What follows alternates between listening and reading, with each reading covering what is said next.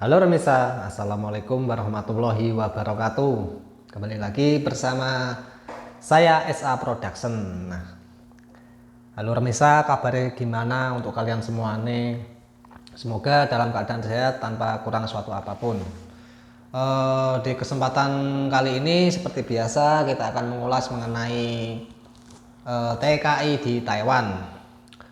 Saya di sini nih jarang sekali ya melakukan upload di YouTube karena itu tadi kesibukan kerjanya ya agak lumayan lah, ada kesibukan. Lalu apa itu, saya ini malah sering main TikTok misal. Nanti teman-teman bisa follow TikTok saya ya, nanti saya cantumkan di link deskripsi, bisa follow. Lagi teman-teman main TikTok misal, tapi nggak tahu modelnya gimana ya, ngikut teman-teman lah. Ada juga kemarin itu subscriber, ada juga yang suruh buatin vlog dalam artian ini keseharian saya, terus cara melipat baju atau gimana gitu. Wah, request subscriber guys aneh-aneh misal. Nanti kalau ada kesempatan itu akan saya buatkan. Yang ribet tuh ngeditnya misal. Saya ini orangnya nggak sabar gitu loh ngeditnya itu. Lalu ada juga dia tuh kemarin tuh minta apa itu, suruh bikin vlog mengenai mancing capitan boneka itu. Kalau masalah capitan boneka ya misal, masalah di Taiwan ini sepertinya agak diprivasi. Jadi untuk mengambil gambar di tempat umum itu dibatasi misal, nggak seperti di Indonesia. Takutnya itu nanti saya kena masalah karena undang-undang di Taiwan itu mengatur mengenai kebebasan publik itu diatur misalnya, jadi nggak bisa sembarangan untuk mengambil gambar. Nah, kita kembali ke topik. Dalam kesempatan kali ini saya akan mereview lagi masalah gaji di Taiwan. Di video saya sebelumnya itu sudah saya review misal mengenai potongannya, besaran potongannya di pabrik saya ini. Kalau untuk pabrik lainnya itu ya beda-beda ya, karena manajemen pabrik itu setiap perusahaan beda-beda misal, tergantung dari kebijakan si majikan tersebut.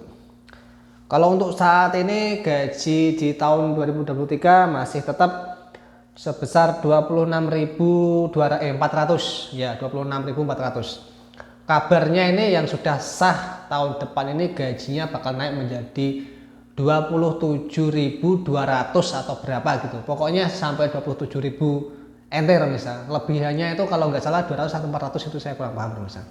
Karena saya sendiri kurang mengikuti. Nanti tunggu tahun depan lah gajiannya itu mesti ya ada kenaikan. Ada kenaikan gaji juga ya, dibarengi juga dengan potongan askes dan astek pasti ikut naik juga. Itu berimbang antara gaji. Nah, ini kan hari apa itu, hari Jumat tanggal 6. Seharusnya saya gajian kan tanggal 7 kan misal. Ini karena tanggal 7 itu hari Sabtu, jadi gajiannya dimajukan satu hari. Jadi tanggal 6 saya sudah nyorek, udah gajian misal. Ini saya mendapatkan slip gaji. Kalau untuk potongannya sih sama aja misal seperti tahun-tahun sebelumnya. Video review gaji yang sudah saya review ke tahun lalu itu, mari kita buka. Saya dapat berapa misal lemburannya. Kalau untuk lemburan di di bulan ini sih agak sepi ya misal. Ini masih segel misal, baru saya buka. Jadi seperti ini ya misal. Ini gajinya 2023 bulan 9 tanggal 30 ini gajian saya ini. Iya reviewnya ini. Ini bulan 6. Tanggal 6 bulan 10. Ini gajian tanggal bulan 9 misal. Kan saya di sini kan bulan tanggal 6 7 kan sudah gajian misal. Untuk besaran potongannya masih sama ya misal. Mari kita review dulu. Ini remisa, lemburannya saya dapat 63 jam ya remisa lemburannya. Lalu ada potongan askes dan astek ini 120 ini. Ini juga pajak ini pajak pendapatan Ini Askes Aztec yang 500 ini apa ini? Nggak tahu remisa ini. 700 ini uang kebersihan, listrik dan air, dan 200 ini adalah uang kebersihan. Jadi saya total mendapatkan 32.998 NT. Ini udah bersih remisa, udah kepotong ini. Jadi potongannya saya total 3.700 ya. Potongan untuk Askes Aztec dan juga service agency. Jadi service agency 1.500, jadi 32 dikurangi service agency juga lalu dipotong dengan tabungan wajib, jadi saya bersihnya dapat 28 lah bersihnya ini. Ini lemburan mendapatkan 63 jam ya. Untuk teman-teman yang pabrik ini masih ada potongannya itu banyak lagi misal kalau masih ada potongan Cina terus ya wis minus kayak gini kalau nggak ada lemburannya. Kalau kita menyangger ke gaji pokok ya wis rungkat pokoknya misal. Jadi seperti itu. Inilah potongannya misal masih sama seperti bulan-bulan kemarin yang sudah saya review. Nanti kalau tahun depan kalau gajinya sudah begitu naik saya sudah terima gaji, maka saya akan review lagi untuk kalian semuanya. Buat referensi lah buat teman-teman yang mau ke Taiwan. Kalau untuk saat ini dan bulan-bulan sebelumnya itu lemburannya masih ya di angka 40 sampai 60 jam itu misal. Karena ini masih dalam trip musim paceklik di Taiwan. Rata-rata begitu remis saya. Rata-rata semua pabrik di Taiwan mengalami sepi lemburan, sepi produksi gitu remis. Dari pabrik kecil besar harus mulai kerasa kabeh ini. Jadi untuk teman-teman yang mau ke Taiwan itu dipikirkan dahulu karena biayanya ini termasuk gede juga remis. Di angka 60 juta, 70 juta masih ada potongan Cina Trust. Dan mayoritas pabrik di Taiwan untuk saat ini masih kurang kondusif lemburannya, masih agak kurang kan misalnya nggak seperti tahun-tahun sebelumnya. Dan mulai pabrik-pabrik besar seperti Taigen gitu di daerah saya ini, daerah Longtan itu juga dulu lemburannya kencang misalnya, sekarang malah wamblok gitu, nggak ada ya sepi lah. Malah kemarin itu ada anak pindahan juga dari Taigen pindah ke sini ke pabrik saya. Saya tanya-tanya itu kan dulu kan Taigen terkenal pabrik bagus lemburannya. Wah, kalau gajian gitu ya uang bisa ditimbang misalnya.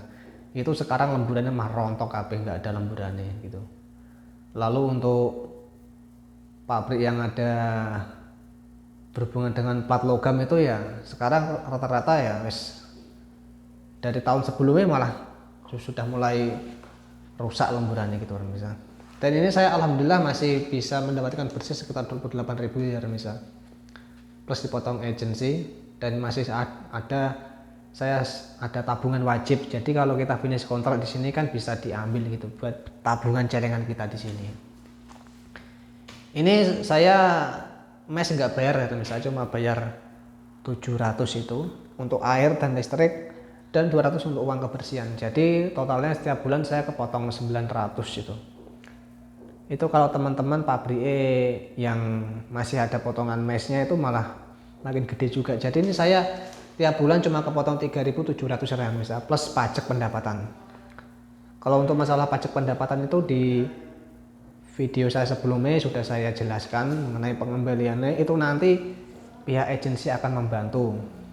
Kalau agensinya tanggung jawab, kalau nggak bisa tanggung jawab, berarti kalian bisa datang sendiri ke kantor pajak untuk melakukan pencairan pajak sendiri. Nanti kalian minta ke agensi bukti pelaporan pajak, biasanya itu agensi yang pegang misalnya. Itu majikan pasrah ke agensi melakukan pelaporan pajak kepada pemerintah. Itu kalau ada suratnya, kalau sampean minta ke agensi itu ada suratnya pelaporan itu, nanti kalian bawa ARC sama paspor pasti bisa diurus di kantor pajak daerah kalian masing-masing ya. Itu antara bulan 8 sampai bulan 12 itu pasti keluar, tergantung daerahnya masing-masing. Kemarin tuh ada yang tanya juga yang sudah balik Indo itu malah agak ribet misal kalau ngurusnya itu. Intinya itu kalian tergantung dari agensinya masing-masing ya. Kalau agensinya tanggung jawab pasti diurus, kalau enggak ya kita berangkat sendiri ke kantor pajak untuk mengurusnya itu. Jadi seperti itu ya misal. Lalu untuk pesan saya kepada para adik-adik saya yang sekarang masih proses ke Taiwan. Taiwan ini iklimnya lagi kurang kondusif ya, jadi ya dipikir-pikir dulu lah. Biayanya gede, lemburannya nggak ada, jadi kan eman-eman duitnya gitu loh, puluhan juta. Kalau sudah sampai Taiwan nggak ada lemburannya, kalian balikin modal dalam kurun waktu 1 tahun itu sangat keberatan remisa. Kalau kalian nggak ada lemburannya, ibaratnya potongan Cina atas kemarin tuh ada juga ya sampai 9.000 10.000 NT tiap bulannya itu remisa. Itu padahal bayar 60 juta sampai 70 juta loh remisa. Bayangkan belum biaya kesana kesininya itu. Wah, kalau menurut pandangan saya pribadi sih, Taiwan dalam kurun waktu 2 tahun tahun depan dan tahun berikutnya itu iklimnya kalau saya lihat ya seperti ini, karena pabrik saya sendiri ini mengalami penurunan yang sangat signifikan. Padahal pabrik saya ini backingnya pusat remisa Jepang. Ini sampai nangis-nangis remisa, nggak seperti dulu. Ya itu tadi ada lemburannya ya cuma 40 sampai 60 jam itulah ya, disyukuri aja remisa, buat nutup kebutuhan tiap bulannya, dan untuk biaya kirim itu masih ada sisa, alhamdulillah lah.